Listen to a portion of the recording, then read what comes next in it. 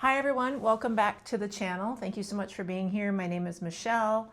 I own a consulting business, solopreneur, entrepreneur, whatever you want to call it, for the last 15 years. Before that, I was in corporate America for 15 years doing PR, social media, marketing communications. And I started this YouTube channel because I'm 49 and a half. I'll be turning 50 in December. And I just want to share my journey because it's the year. I was saying it was the year of the fast horse to somebody. I'm like, wait, no, it's the year of the fire horse. It's the year of the fire horse. And I have been doing a lot. I started my MBA last week. I'm actually on week 2 of my MBA, which has been very exciting. There's videos on that. I was taking you guys through the journey of whether or not I should even start my MBA. And my husband actually encouraged me to do it. So yeah, I'm doing that. I'm in my office today. Usually I'm in another place surrounded by stuffed animals. And every time I upload a photo from that to like use for my thumbnail, and I work with Claude's like, get rid of the stuffed animals. It looks childish, blah, blah, blah. And I'm like, it's my personality, Claude. My nickname is Mickey. They're all Mickey.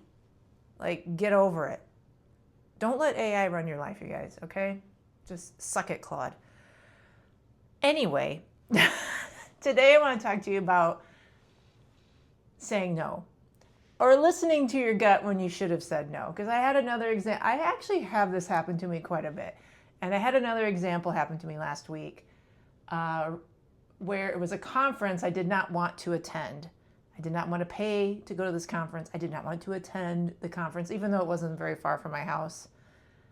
And I did pay the money to go to the conference because a good friend of mine is the president and I wanted to support her. And she recognized that.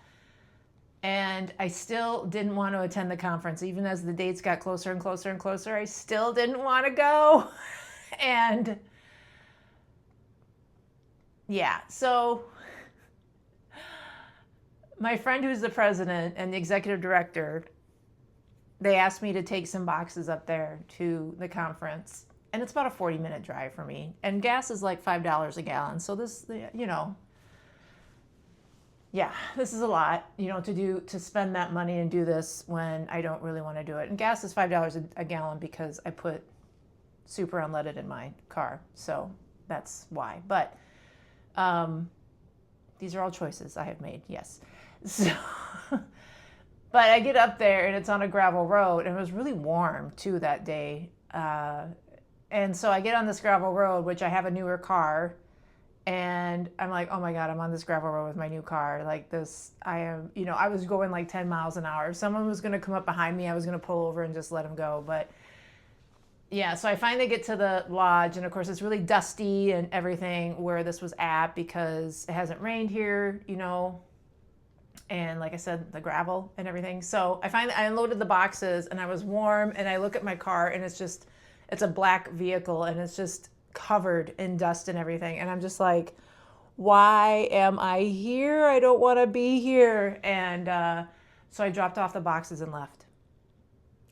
And that's the part that bothers people, because I paid $250 to attend the conference. I didn't eat a meal. I didn't participate in anything. I drove 40 miles, so 80 miles round trip for nothing. Of course, they did text me and ask me what happened to me and whatever, which was really kind of them and very nice. But I did hurt my back recently too. And I'm wondering if some of this like anxiety and like the fact that I didn't want to attend this conference and everything that's happening, if that wasn't being held in my lower back as well. So I actually went to acupuncture that day. I literally went from acupuncture to picking up these boxes to delivering the boxes. And my back is doing so much better a week later. Isn't that wild? So I should have set boundaries. But I didn't have a good excuse. I guess no is a complete answer, right? And because I live so close to this conference, and because I've attended these conferences in the past, and I have enjoyed them in the past. I'm just not, right now, I'm not enjoying these conferences right now at this stage of my life.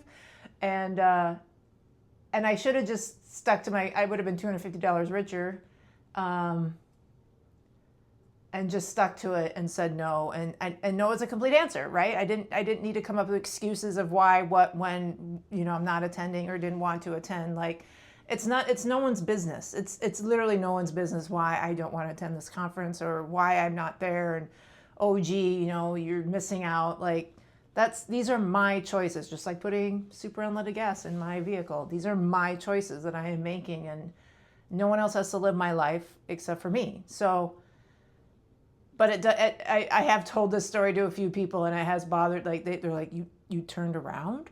You didn't stay? No. I sent a text message of where I put the boxes, and I left, and I actually got home and I hand washed my car because it was so dirty. I hand washed my car. Yeah.